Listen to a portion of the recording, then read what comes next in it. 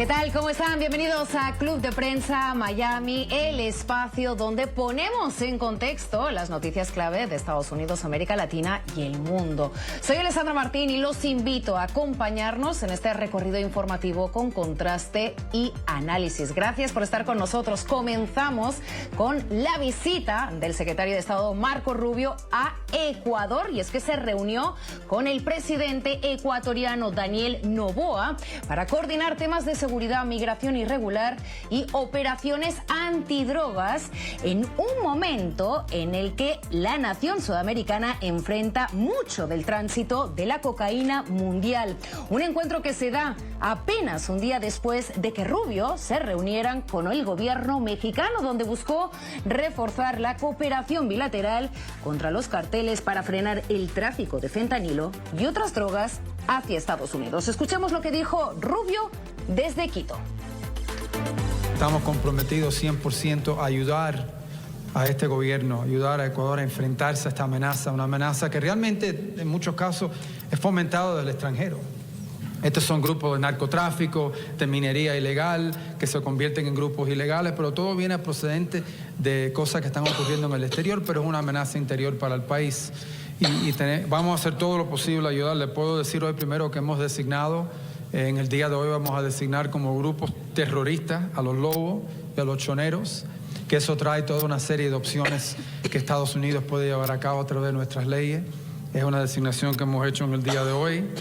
También puedo anunciar que estamos destinando a $13.5 millones para combatir a la droga y el crimen de parte del Departamento de Estado, ayudar con esos esfuerzos.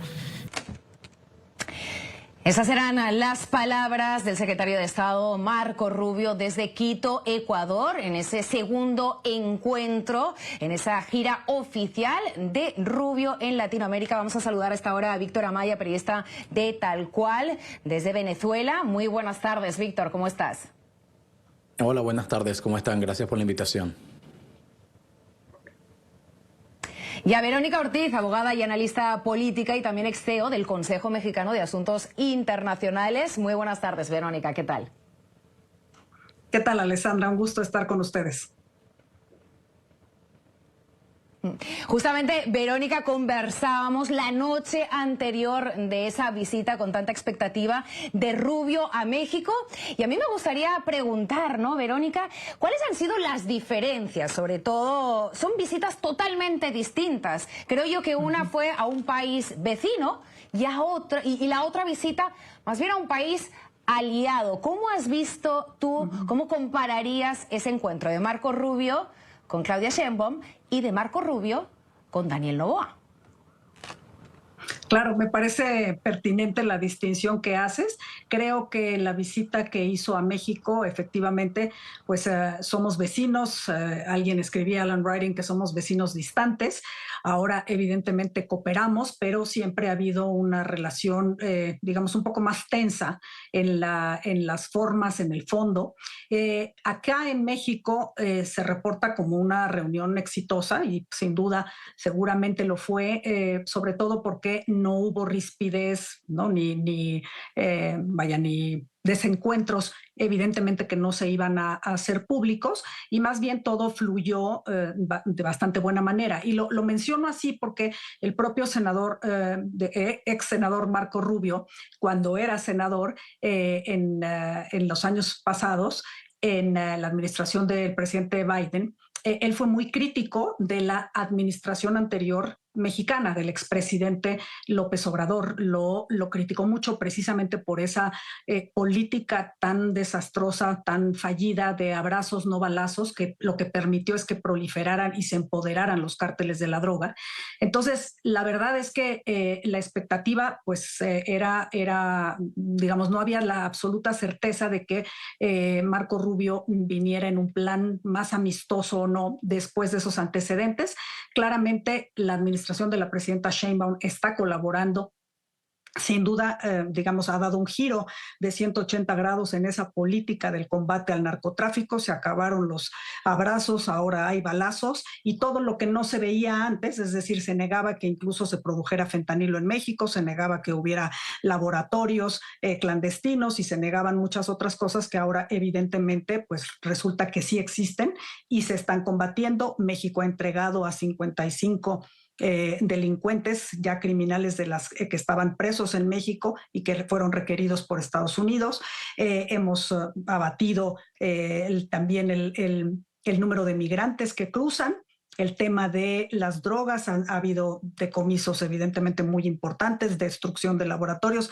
Es decir, hay una política totalmente distinta. La menciona el canciller americano Rubio, secretario de Estado, y creo que eso le da una tónica distinta. Claramente, como ya lo platicábamos efectivamente, Alessandra, hubo muchos temas que no se hicieron públicos y me parece que estuvieron definitivamente sobre la mesa en México, que es la relación con Cuba y evidentemente la relación con Venezuela. El caso de Noboa en Ecuador, pues sí, efectivamente es ahora un aliado, hay muchas más afinidad. Ecuador ya declaró organizaciones terroristas a los cárteles también, cosa que no se hizo en México y que lo comentábamos. Entonces sí creo que hay diferencias y una cercanía o una afinidad en todo caso ideológica y política mucho más evidente en el caso de Ecuador que en el caso de México. Claro, incluso escuchábamos las declaraciones de Rubio designando otros dos carteles de la droga como organizaciones terroristas. No vimos a Claudia Sheinbaum hablar del cartel de los soles. Es más, vimos a un canciller mexicano eludir un poquito la pregunta de ese ataque letal frente a las costas de Venezuela. Y Víctor, te hago la misma pregunta. ¿Qué opinas de esta visita y sobre todo que se dio a, no sé si 24 o 48 horas después de este ataque letal de Estados Unidos a esa narcolancha venezolana en la que murieron 11 personas? ¿Qué opinas de Rubio en Ecuador, Rubio en México y qué vamos a ver próximamente en términos de seguridad y de lucha contra el narcotráfico, que supuestamente es el principal objetivo? Gracias. Bueno, hay diferencias claras entre una visita y otra y entre un país y otro, por supuesto. En México no solamente están unos carteles de la droga pues de amplio, que tienen incluso control territorial.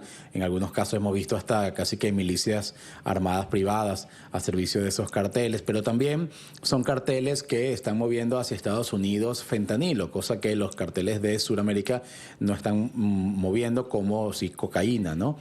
Ahí hay una diferencia clave. Y la otra diferencia clave es el tipo de operación que ocurre en Ecuador. En Ecuador, particularmente, ha habido un incremento de la acción del narcotráfico en la zona costera, en la zona de la costa Pacífico, todo lo que tiene que ver con el departamento de Guayas, la provincia de Guayas, donde está la capital Guayaquil, la capital de provincia me refiero, no solamente donde hay puertos que han sido en algunos casos tomados por el narcotráfico o con gran incidencia de narcotráfico, sino que también ha crecido mucho la violencia, ¿no? La violencia urbana y la violencia incluso por el microtráfico. Son dos contextos completamente distintos, pero además con unos apoyos distintos diferentes. En Ecuador, como bien decías, no solamente ha habido una política de mano dura por parte del gobierno de Daniel Noboa. Recordemos que entre 2023 y 2024 se capturaron 11 capos en Ecuador. Algunos de ellos fueron enviados a Estados Unidos. El más famoso, pues el caso del narco Fito, que fue capturado en junio de 2025. Se dice que es la captura más importante y que además, incluso antes de que Marco Rubio llegase a la visita a Ecuador, ya Ecuador estaba declarando también al Cartel de los Soles como un grupo terrorista de cara a la legislación o de cara al gobierno de Ecuador, pero también de alcance regional. México en ese sentido es un poco más discreto. Recordemos que la idea de que el Cartel de los Soles está íntimamente relacionado, imbricado con el gobierno venezolano, evidentemente hace que México tome cierta distancia aplicando la doctrina que habitualmente enarbolan, de la doctrina de no intervencionismo y de no meterse en cuestiones que sean de política interna de países o lo que ellos consideran como política interna de países, y ahí se ve claramente otra diferencia entre un abordaje y otros. Pero sí está interesante que la visita haya incluido Ecuador con esa declaratoria el lunes pasado del Cartel de los Soles como grupo terrorista a 48 horas, como bien lo decías, de este ataque a una embarcación cargada de drogas que Estados Unidos afirma resultó en 11 muertos y por el cual todavía la respuesta del gobierno venezolano no ha sido unificada, ¿no? Se han hablado de videos falsos, de videos con inteligencia artificial y hasta ahora no hay una respuesta formal por parte de Nicolás Maduro al respecto de esta acusación. Veremos ciertamente la visita de Rubio teniendo más fuerza en la región y la posición unificada de Daniel Noboa con el gobierno de Paraguay, con el gobierno también de República Dominicana y el gobierno de Argentina, que todos han declarado al Cartel de los Soles como organización terrorista. Y Trinidad y Tobago, que pudiera hacerlo próximamente, porque se ha mostrado muy a favor de las acciones del gobierno de los Estados Unidos. De hecho, Diosdado Cabello sí que ha reaccionado en cierta manera, no sé si es algo nuevo o no, pero ha amenazado a María Corina Machado. Ahora estaba viendo las reacciones de los 3 congresistas republicanos del sur de la Florida condenando esa amenaza por parte de Diosdado Cabello. Me gustaría que recuperáramos las declaraciones de Marco Rubio, pero en México, para comentarlas. Esto es un grupo de poner en vigor lo que hemos acordado en conjunto uno al otro, de cooperación. Y no hay gobierno en este momento que esté cooperando con nosotros más en la lucha contra la criminalidad que el gobierno de México y el gobierno de la presidenta Sheinbaum. Y eso agradecemos muchísimo. Y queda mucho por hacer juntos, poder lograr y avanzar en esta meta que tenemos en conjunto. Así que doy las gracias por eso. Hemos hablado muchísimas veces, también como hablamos y comentamos hoy, la presidenta ha hablado con el presidente Trump 14 veces. Así es. Se ha logrado mucho y seguiremos intercambiando ideas y cooperando a nivel de trabajo de nuestras diferentes entidades y, en fin, con mucho respeto y admiración por el labor que ya han hecho aquí en México para enfrentar a estos grupos narcoterroristas que amenazan no simplemente a México y a Estados Unidos, amenazan la paz y la estabilidad del mundo. Verónica, a mí me gustaría preguntarte, ¿existen contradicciones en alabar una colaboración más cercana que nunca entre Estados Unidos y México? Y bien lo decías tú, ¿no? No sabemos lo que pasó de puertas para adentro. Al menos de puertas para afuera todos parecían muy sonrientes. Mientras Washington sigue manteniendo las amenazas, por ejemplo, de los aranceles, ¿no? ¿Es algo incongruente o no? ¿Se van a entender también por la vía comercial, digamos, entre ambos países, entre los dos países?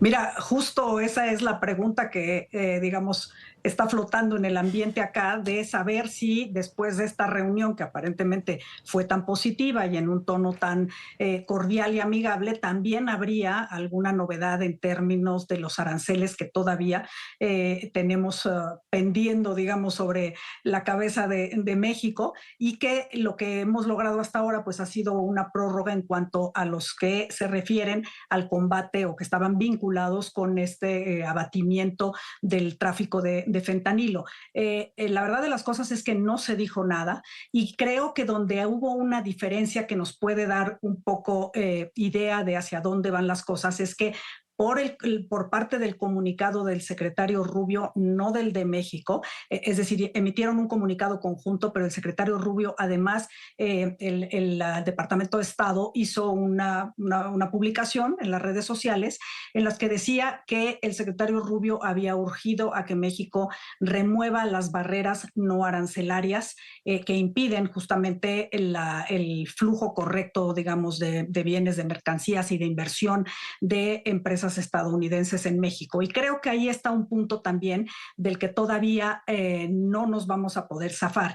Estas barreras no arancelarias, en términos, digo, fáciles y claros, se refieren a temas que obstaculizan a las empresas norteamericanas, por ejemplo, que haya un retraso en el otorgamiento de permisos, se refieren a los impedimentos que ha puesto México en materia, por ejemplo, de inversión en energía, en petróleo, en hacer que las empresas del Estado mexicano no compitan en igualdad de circunstancias, sino lleven preferencia, eso en clara violación a lo que se dispone, por ejemplo, en el Tratado de Libre Comercio, el USMCA o TEMEC, como le conocemos. Hay una serie justamente de temas de regulación, incluso de aduanas, que la administración Trump puso muy en claro que esas las tenía que ver México para que en todo caso se pudieran levantar la amenaza de los aranceles o los que ya están impuestos. Entonces, la verdad es que no quedó muy claro si efectivamente vamos a tener algún resultado en ese sentido o no. Justo también llamó la atención que no estuvo el secretario de Economía de México, Marcelo Ebrard.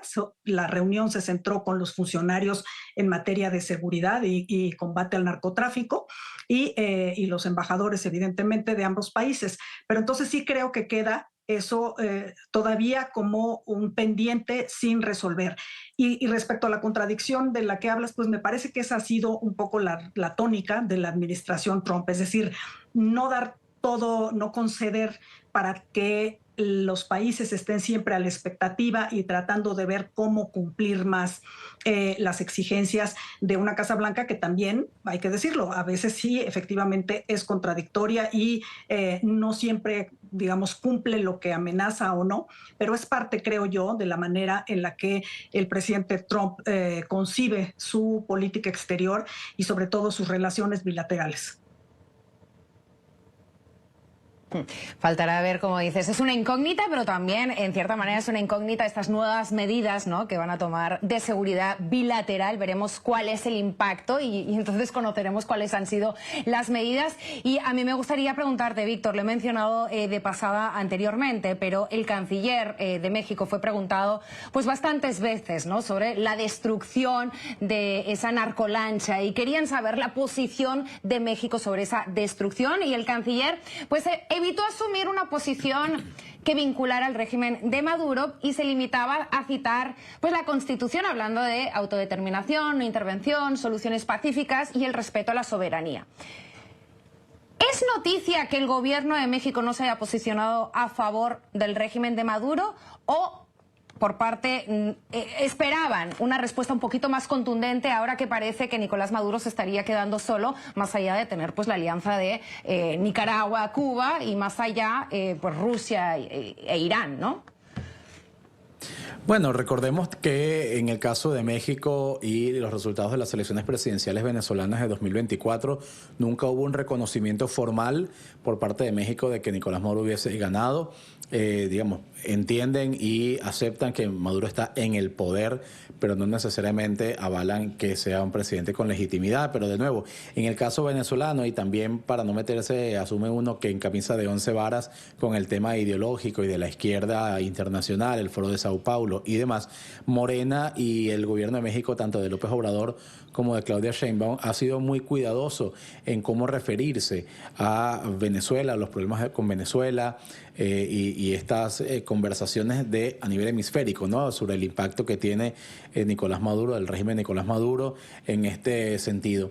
Pero también hay que decir que a propósito de lo de la narcolancha, el único gobierno que salió formalmente a hablar y a aplaudir, digamos, esta acción fue Trinidad y Tobago, en parte porque la lancha iba destino a Trinidad y Tobago, ¿no? Y la primera ministra dijo que no solamente que aplaudía esa acción, sino que además urgía a Estados Unidos a seguir implementando acciones de fuerza para proteger las aguas del Caribe de movimientos narcotraficantes. Entonces, digamos, dentro de Venezuela la expectativa con respecto a pronunciamientos más duros o más frontales por parte de México ya no es algo que se espere, pero efectivamente desde ya hace algún tiempo llama un poco más la atención que antes que México se abstenga de posicionarse, ¿no?, que incluso quedándose allí como en una posición un tanto equidistante de toda la discusión, bueno, ya por sí eso manda un mensaje sobre cómo cierta izquierda internacional está viendo a Nicolás Maduro en este momento. Víctor, ¿y se sabe algo sobre la identidad de las 11 personas de la narcolancha? Porque en redes sociales están diciendo que son de Sucre y también uno esperaría o espera que a lo mejor el régimen de Nicolás Maduro use a esas personas pues a su favor, ¿no? O la vida de esas personas a su favor. ¿Se sabe algo? ¿Tú como periodista has podido investigar alguna cosa? Sabemos el punto de partida en San Juan de Unare de la embarcación. Se conoce que la persona, que el propietario de la embarcación estaba usando un GPS para seguir la ruta de la embarcación y pues ahí se dio cuenta de que ocurrió el ataque. Sabemos que el hijo de esa persona era una de las personas, los tripulantes, pues que estaban dentro de la embarcación y que muchos eran trabajadores de ese mismo pueblo, ¿no? Eran 8 personas de ese pueblo, 3 personas de comunidades aledañas. Las identidades específicas no hemos podido atajarlas todavía, pero ya se está viendo. Esa es una zona que tiene muy poca conexión telefónica y tiene muy mala conexión de internet, pero esto ocurrió el lunes, se informa el martes, estamos a jueves y ya el día de hoy comienzan a salir en redes sociales, principalmente en TikTok, por ejemplo, algunos videos de personas que viven por allí, pues haciendo los mensajes de condolencia o informando cómo actividades dentro de la comunidad han sido suspendidas, ¿no? Y cómo están cerrados los mercados, etcétera, por el luto que embarga, pero también por la acción de las autoridades que al parecer tienen bastante tomado el pueblo, que es un pueblo costero muy retirado y de muy difícil acceso y por supuesto dominado desde hace muchos años por estructuras de mafia y de violencia. De ahí no solamente salen supuestamente cargamentos de narcotráfico, sino que también es una ruta conocida de lanchas que van llevando a migrantes hacia Trinidad y Tobago. El gobierno de Venezuela, claro, no ha salido con las víctimas, pero es que el gobierno de Venezuela, ni el gobierno de ninguna institución del Estado ha admitido que hay unas personas venezolanas, nacionales venezolanas muertas en alta mar, no ha salido a decir nada al respecto formalmente y, como bien decías, la posición de los que han salido a hablar, que son el ministro de Información Freddy Ñáñez y el ministro de Interior Diosdado Cabello, es prácticamente negando que esto haya ocurrido, poniendo la versión de que el video mostrado por Donald Trump fue creado por inteligencia artificial o que tiene inconsistencias en el video y que pudiera ser una fabricación de cualquier otro tipo o incluso de alguna otra operación. Es decir, hay una negativa a admitir que este evento realmente ocurrió y por lo tanto no hay una admisión de que haya víctimas. Hasta ahora no se ha visto entonces una respuesta del Estado con respecto a las familias, las personas que hayan tenido relación con estas personas o si hay algo siquiera que investigar de quiénes eran estos venezolanos. Vamos a hacer una pequeña pausa, pero al regresar vamos a hablar de la suspensión del estatus de protección temporal precisamente para los venezolanos. Hacemos una pequeña pausa y enseguida regresamos con más de Club de Prensa Miami. Reafirma y clarifica que su intención es terminar con el TPS y no basado en la realidad que están enfrentando los países, sino en una ideología de determinación y de castigo en contra de la comunidad inmigrante y yo me atrevo a decir que en contra de la comunidad latinoamericana.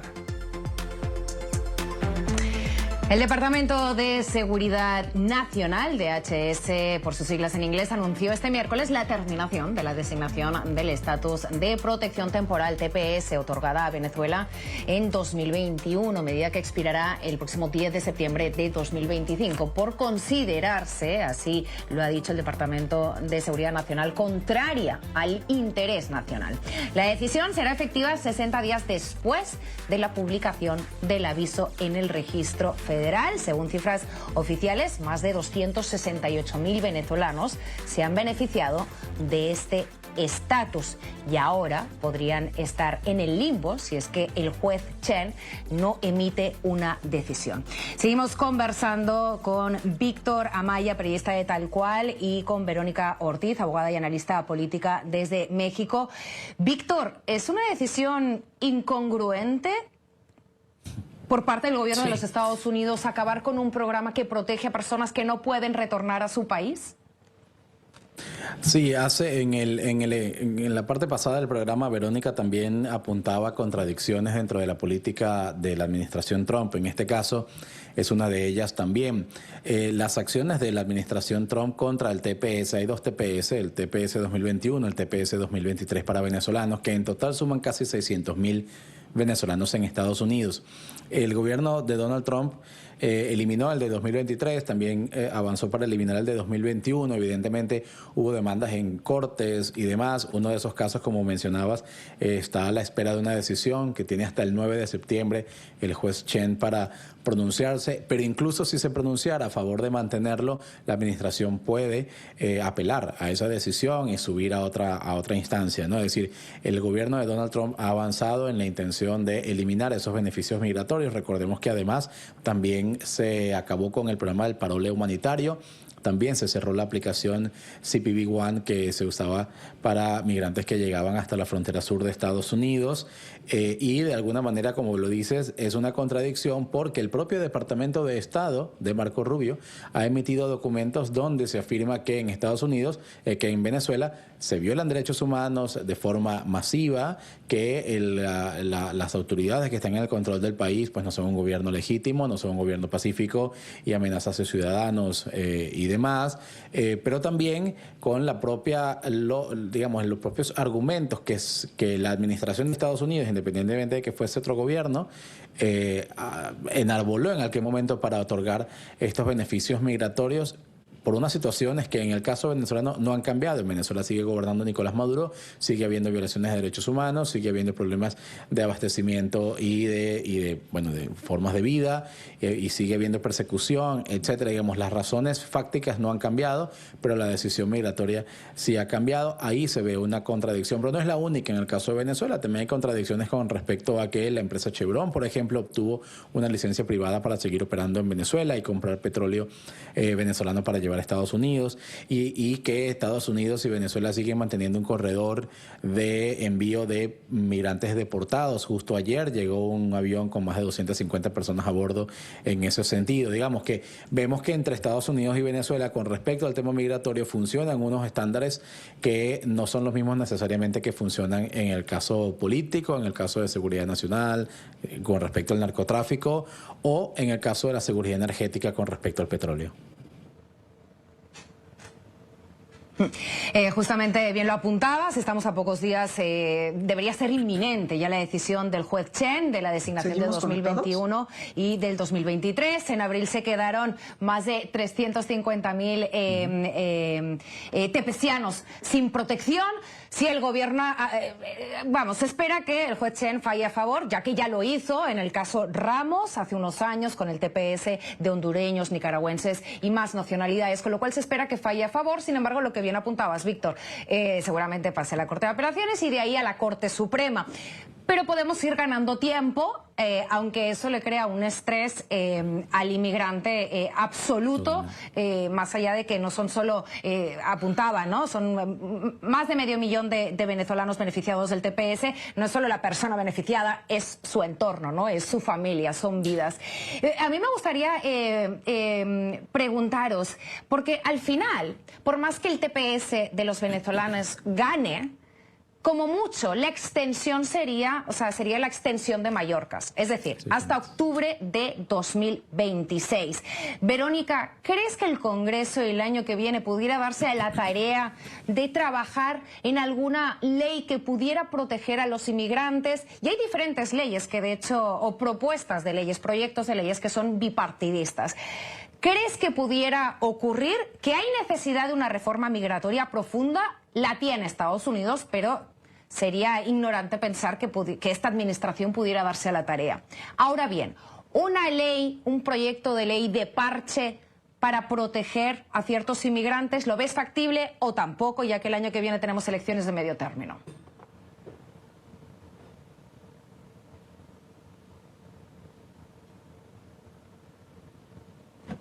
No sé si me está escuchando Verónica. Creo que se ha quedado frisada la imagen. Te traslado a ti la misma pregunta, Víctor. Sí. ¿Crees que el Congreso de los Estados Unidos pudiera darse a la tarea de pasar un proyecto de ley? Pues yo lo llamaría un proyecto de ley parche, ¿no? Porque lo que realmente necesita este país es una reforma profunda de migración, o no, porque pues estaríamos en un año electoral. Creo que la noción de que hay año electoral puede complicar eso, porque así como por una parte va a haber congresistas que van a buscar ser electos en Florida, por ejemplo, donde este tema tiene mucha fuerza. Evidentemente hay otros de otros estados de la base republicana y algunos muchos más MAGA que también entrarán allí a tratar de bloquear este tipo de cosas, ¿no? La administración de Donald Trump ha sido muy clara en sus objetivos en este sentido. La figura como de la de Stephen Miller, por ejemplo, ha sido muy abierta con respecto a los objetivos que tiene al respecto. Yo no veo posible que justamente en año electoral, con Donald Trump en la Casa Blanca, convertido como en una suerte de gran elector en ese sentido, de las preferencias MAGA, haya republicanos que puedan influir en tomar una posición al respecto que se alinee con la de algunos demócratas o quizás la mayoría de demócratas para lograr pasar con alguna reforma con respecto a esto, por lo menos no para los que están justamente en este momento amparados por el TPS en el caso de venezolanos, ¿no? Que es el que está en cuestionamiento en este momento. Pero recordemos además que la administración tiene más herramientas, como por ejemplo retirar permisos de trabajo y otras cosas, a pesar de que los TPS siguen vigentes.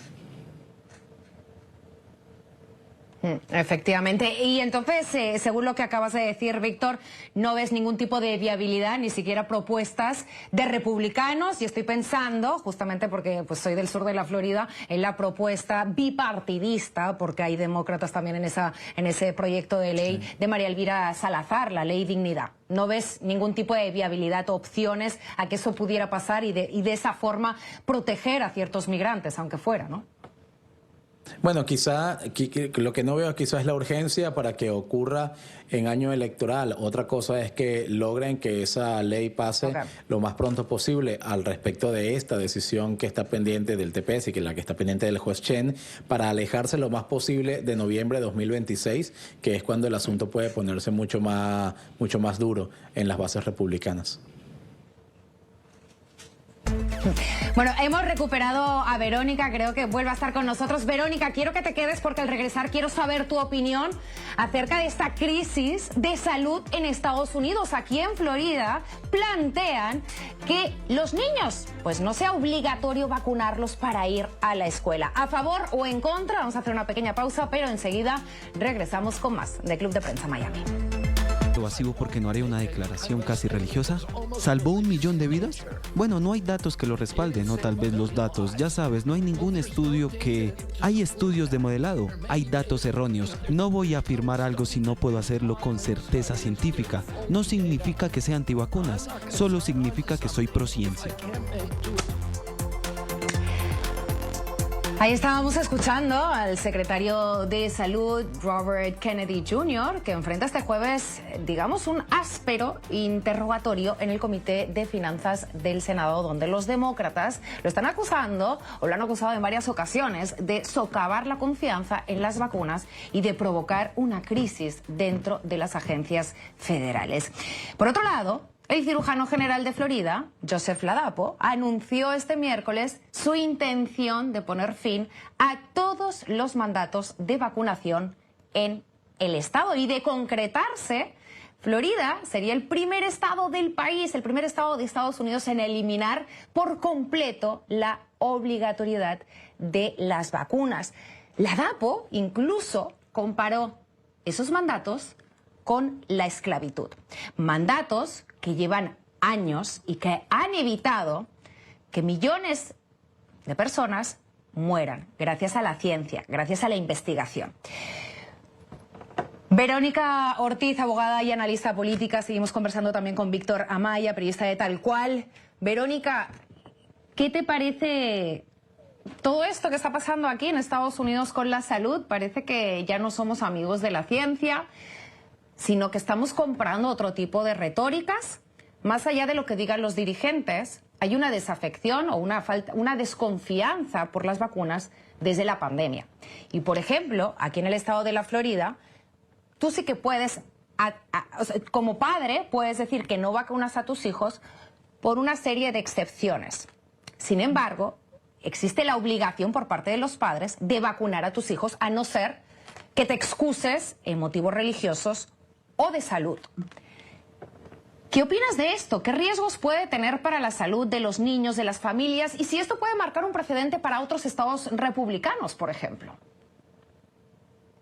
Bueno, a mí me parece verdaderamente increíble, ¿no?, que a estas alturas del siglo XXI y además en el país de los mayores avances científicos se esté poniendo en tela de juicio el valor de las vacunas. Evidentemente podemos pensar en que a alguna gente le haya ido mal o no con las vacunas. Hablabas del COVID.